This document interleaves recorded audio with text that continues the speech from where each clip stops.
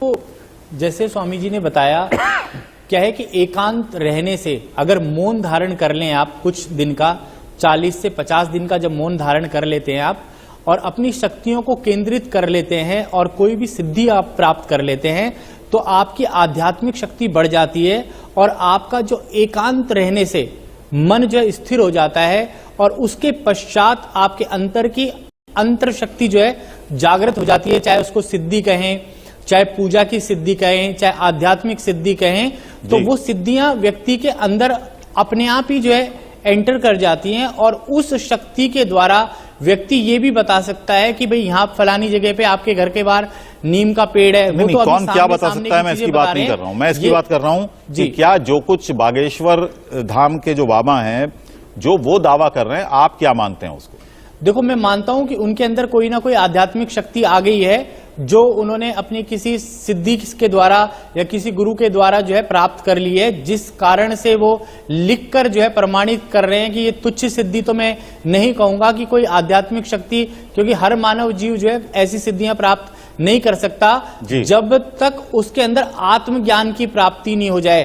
क्योंकि जब तक आप एकांतवास में नहीं रहेंगे, कुछ सिद्ध नहीं करेंगे, मौन नहीं रखेंगे, संयम नहीं रखेंगे, धैर्य नहीं रखेंगे, तब तक सिद्धियां प्राप्त नहीं हो पाती। जरूरत क्यों पड़ती है सामने वाले को ये कहना कि मैं तेरे मन की बात जानता हूं, जान सकता हूं, ये जरूरत क्यों पड़ती है? देखो, ये जरूरत सामने व्यक्ति बैठा है, उससे पूछ लीजिए आपकी क्या मनोकामना है। जी देखो, ये क्या है कि अगर दूसरे की मन की बात आप पहले बता दें, कोई आपसे मिलने आ रहा है कि आपके मन में क्या चल रहा है। जैसे I am a face reader, तो मुझे फेस से पता चल जाता है कि आदमी सत्य बोल रहा है या झूठ बोल रहा है। मैं उसकी शक्ल देख के और उसके पूर्व अनुमान करके मैं बता सकता हूं। इसी तरीके से जब उन्होंने किसी चीज के ऊपर अध्ययन किया है, स्वाध्याय किया है, सिद्धि की है, तो दूसरे के मन में जो चल रहा है अगर उसको बता दिया जाए तो उसको लगेगा कि गुरुजी के अंदर कोई ना कोई पावर है जो हमारा निदान कर सकती है। चलिए, वान्य आर्य जी भी हमारे साथ हैं, माइंड रीडर हैं, एक्सपर्ट हैं, जानी मानी। इष्ट देव मुझको बताते हैं, बालाजी मुझको बता देते हैं। अलग नहीं है, ये अलग नहीं है जी, ये बिल्कुल अलग नहीं है। यदि हम विज्ञान को भी देखते हैं और अध्यात्म को भी देखते हैं तो दोनों के अंदर की बात के शब्द अलग हो सकते हैं, परिभाषाएं अलग हो सकती है, किंतु मंतव्य और गंतव्य एक ही है। एक बात मैं बोलना चाहूंगा, आप देखें कि अगस्त मुनि का नाड़ी शास्त्र जो है पहले से लिखा हुआ है और उस शास्त्र के अंदर जब आप अपनी नाड़ी खुलवाते हैं तो आपके अंगूठे के थंब प्रिंट से ही आपके माता पिता, भाई, बंधु, पत्नी सबका ज्ञान जो है आपको हो जाता है। और नाड़ी शास्त्र जो है हमारे शास्त्रों में बड़ा ही पुराना शास्त्र है जो हमारे थंब प्रिंट से जो है पूरे परिवार का नाम वगैरह बता देता है।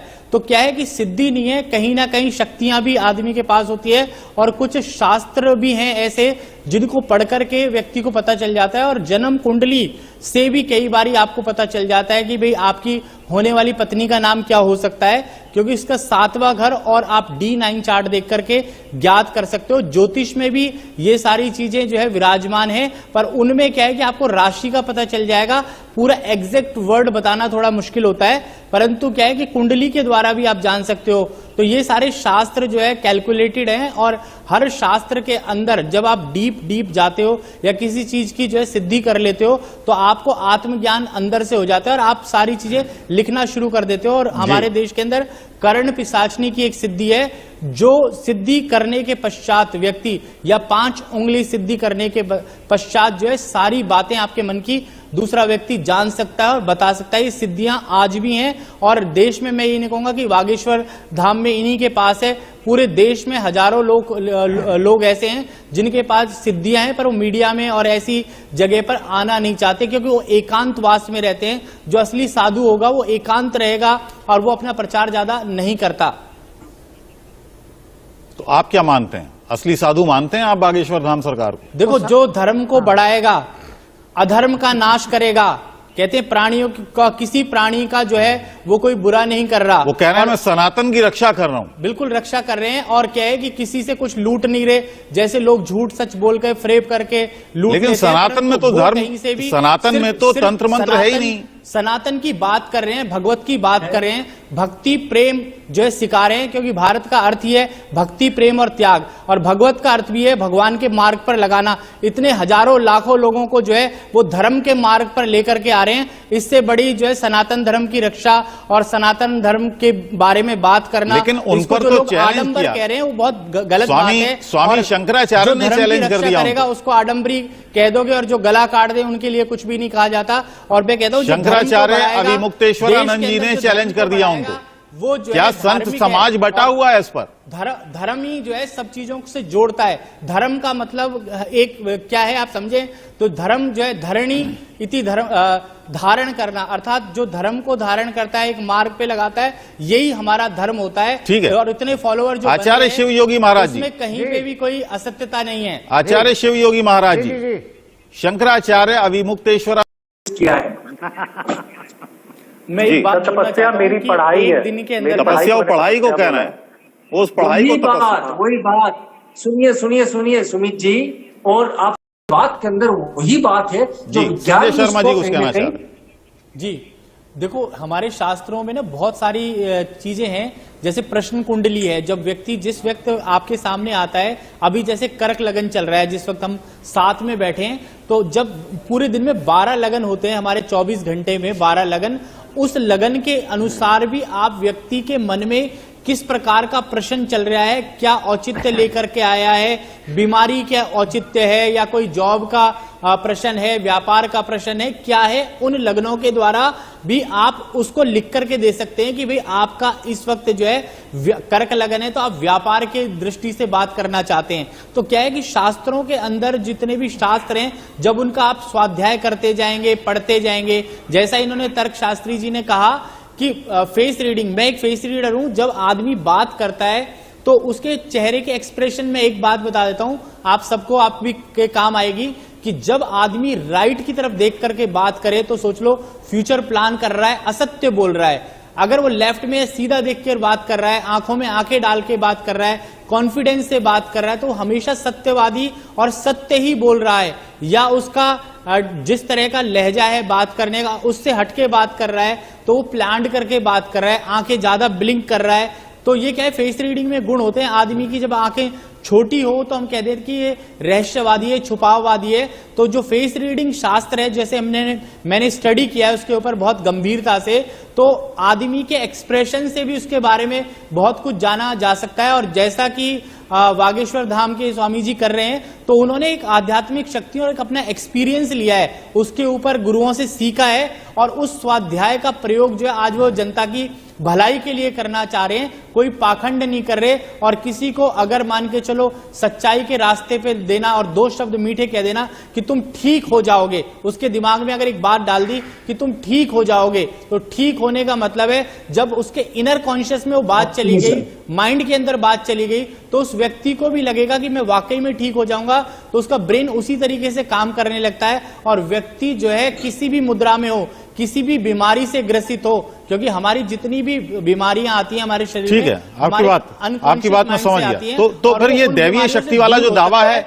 और ये एक शास्त्र भी मानो, तो फिर दैवीय शक्ति वाला जो दावा है उसको तो फिर बिल्कुल नहीं मानना चाहिए।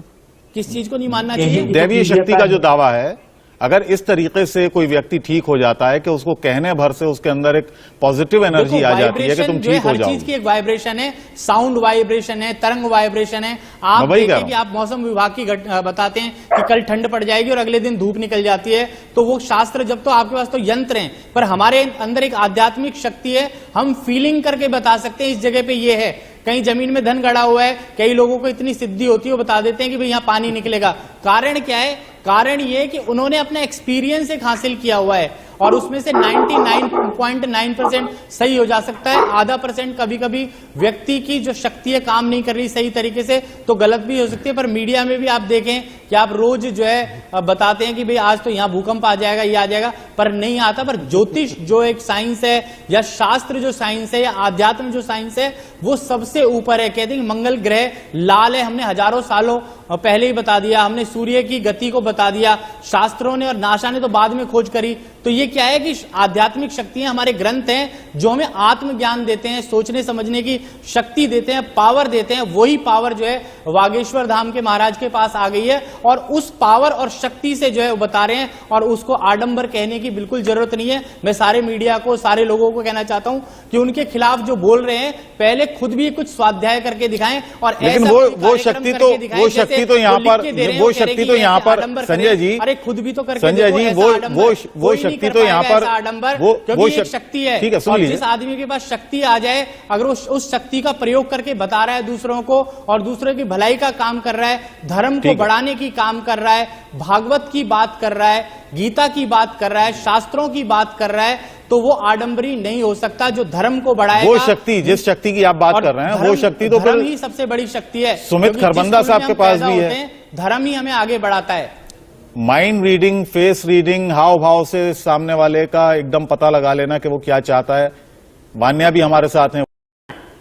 ये केवल अनुमान नहीं है, अनुमान तो बिना विज्ञान के चलता है। और आप देखें कि वागेश्वर प्रत्यक्ष के द्वारा भी आप बहुत सी बातों का पता स्वर के द्वारा भी देखते हैं, नासिका के द्वारा भी आप देखें। कई प्रोग्राम मैंने उनके देखे हैं कि स्वर नाक में अपना सांस लेके चेक भी करते हैं। कई बार मैंने बहुत सारे इनके प्रोग्राम देखे हैं, तो उनको जो है ये भी स्वर सिद्धि भी मेरे को लगता है कि उनके अंदर है, और कई बार ऐसे करके चेक करते हैं। आप देखना किसी प्रोग्राम और आप कहीं भी एकाग्र होते हैं, उन पर आरोप लगाना, वो अंधविश्वास के आरोप लगाना, वो अंधविश्वास फैला रहे हैं। जिन संस्थाओं ने आरोप लगाया है उन संस्थाओं की जांच होनी चाहिए।